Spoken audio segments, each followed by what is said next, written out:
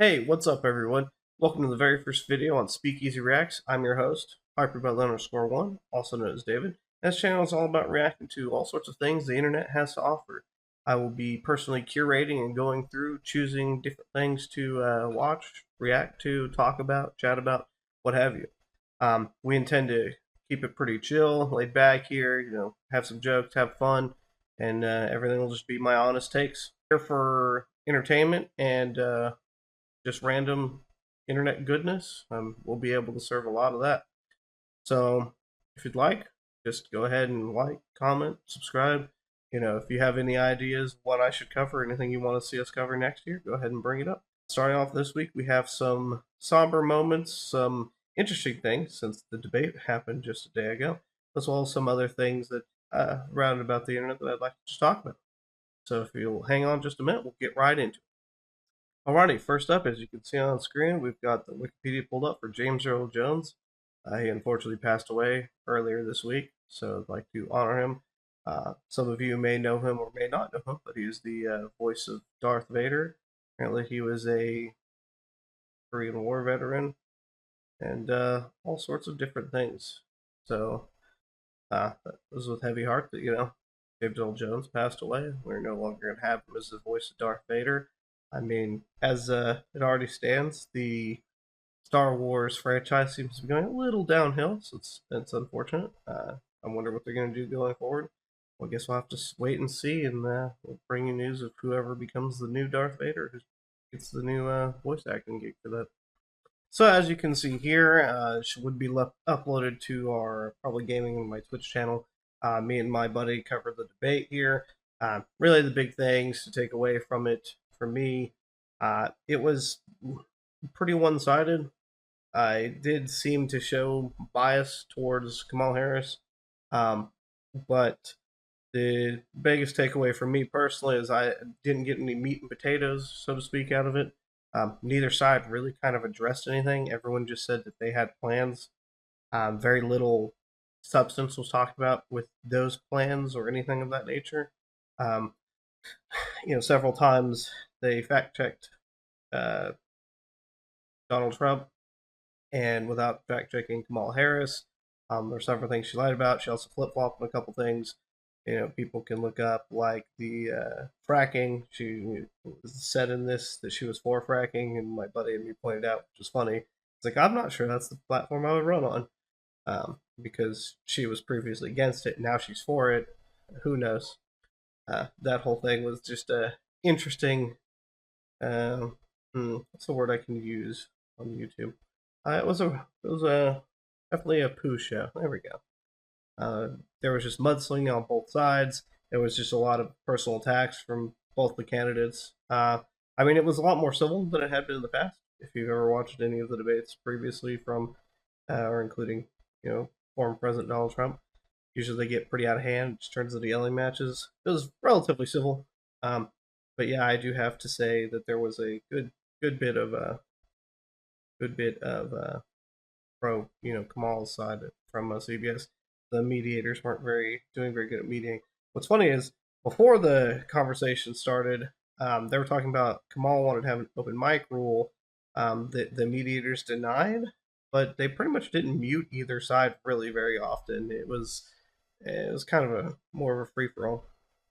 But that's enough of the pessimistic stuff. Let's go on and see what cool stuff we can find from this week or from earlier today. Next, we have something near and dear to my heart. Go ahead and take a look at Brandon Herrera, also known as the AK guy. We'll just roll the video and we'll get some stuff started here. I turned my Cybertruck into a real-life Halo Warthog. You see, back when Elon Musk first announced the Cybertruck in 2019, I thought the same thing that millions of other Halo fans thought, that it was begging to be turned into a Warthog. Yes. So I got on the waiting list, and as soon as I got mine, we gave it the complete, iconic Halo 1 Warthog makeover, complete with a functional Browning M250 cal as the turret, and it is awesome.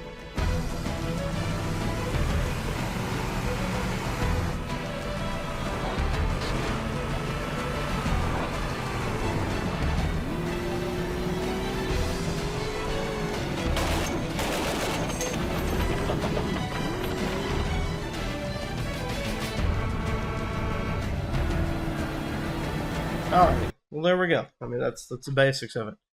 Something that happened a couple weeks ago. As a fellow gaming and obviously, like I said, very large Halo fan. This is kind of the only thing I got. Eventually, if you want to full sleeve it, but it's a future reference sort of thing. Um, man, this thing is awesome. It's funny because he's correct. He's right. Whenever the Cybertruck was announced, I looked at the stats for it, especially the tri motor. If I had like what 150,000, whatever the ridiculous amount was, to spend on this at the time, I would have done the same thing. I'm glad that he did what we were all thinking. You know, buy the Cybertruck, turn it into a Warthog, put a freaking machine gun in it. Nothing better than that. Um, it's just amazing. I think it's a beautiful. I love it. Um, I'm curious though. Further on in this video, he covers him and a company that go through and they make these pole designs to mount weapons back. So it's pretty cool. I'm probably gonna give both of them a shout out and tag them in this video or tag them on Twitter. But yeah, no, this stuff. This is what dreams and what games and gamers. This is what we all want. Want cool stuff like this. And then, all right, here we are. Something that happened earlier today that affects a lot of people. Everyone using Microsoft. Microsoft says productivity software suite recovered after outage. Yes, today there was an issue that made Microsoft have an outage. Probably affected many of you, whether or not you knew it. Affected companies you're associated with, your banks, your everything else. I mean, this is big. Whenever Microsoft services go down because of how much they control and how much infrastructure their company is a part of, very important. Why do I know, or why does it matter, or why does my opinion matter? I actually work IT primarily, and so this was a big deal. Much like this thing says right here. Outage comes nearly 2 months after a faulty software update from cybersecurity service provider CrowdStrike affected nearly 8.5 million Windows devices, crippling operations across industries ranging from airlines to banks and to healthcare. And if you are unfamiliar with what that was, there was a CrowdStrike update that was pushed out that caused Windows devices to just basically blue screen after the update. It took down a lot of things. If you were traveling during the time, a lot of people were affected. Many flights got canceled. A lot of things got put on hold. It was a giant mess. Obviously, we recovered. That was actually one of the kind of the biggest outages that affected again, a large number of companies, because a large number of companies use CrowdStrike. But yep, that's about it. And on to the next one.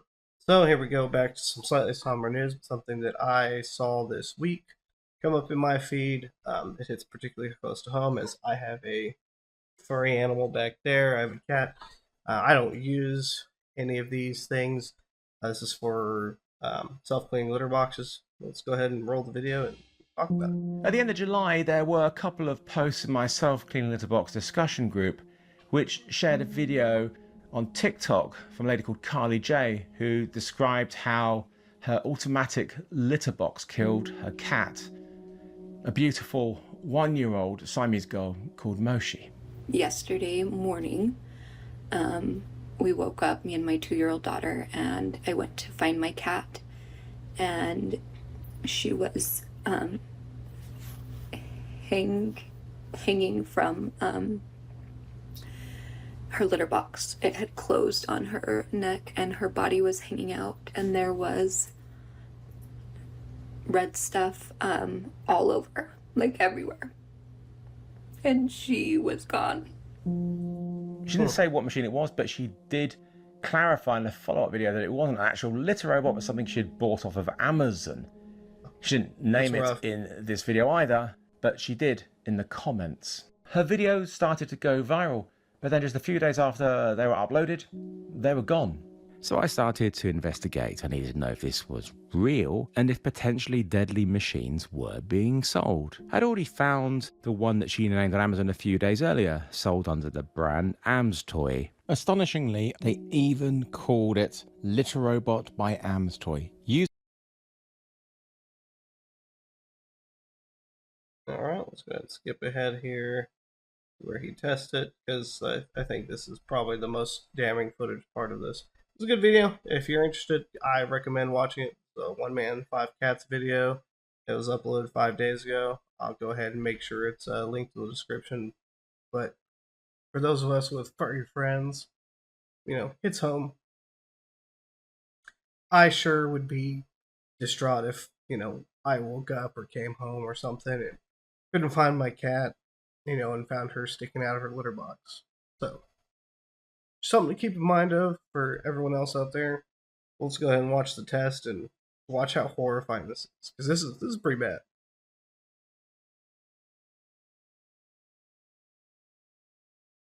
Minus the ears. But what I received was still the same fundamental design, just with a bigger waste bin and no ears.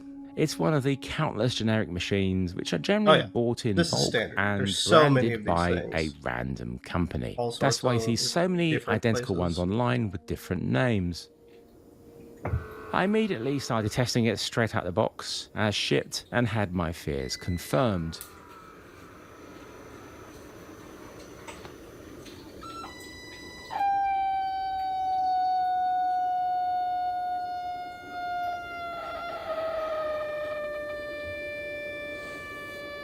That's wild, man. I don't even know how I'm supposed to freak.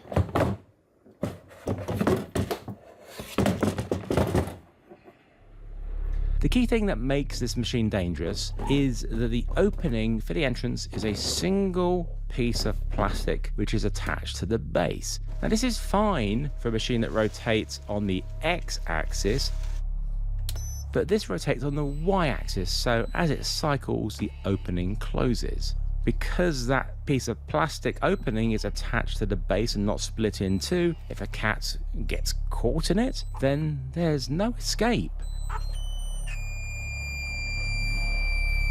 If the opening was split in two with the top part attached to the top section of the machine, like the Furbulous, for example, then if a cat somehow got caught in it, then the top would lift off and the cat could escape. I say somehow because it shouldn't get this far, as these machines have safety features which are designed to stop a cleaning cycle, stop the rotation if it detects a cat.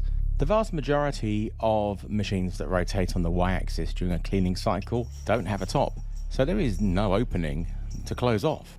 The machine that I bought does indeed have 3 safety features. There's the weight sensors, an infrared sensor on the front entrance that will pause the machine if a cat gets close to it or enters it. The third safety measure is the pinch detector, and this is very important. What it does, if during the rotation it detects resistance, then it's supposed to stop and move That one back. barely even pinches. Little robots are worth thousands of dollars, though. I'm pretty sure. During these initial tests, I found that whilst the sensors would pause the cycling if the weight and or infrared sensors were triggered, this was only for a few seconds. Here, I'm pressing down, putting my weight on it, and covering the infrared sensor. Both indeed pause the cycling briefly. It should not resume like this. If a cat put its paws on the front and peered in, it should wait until those triggered sensors were cleared. Instead, it just pauses briefly and resumes, which is making both sensors redundant.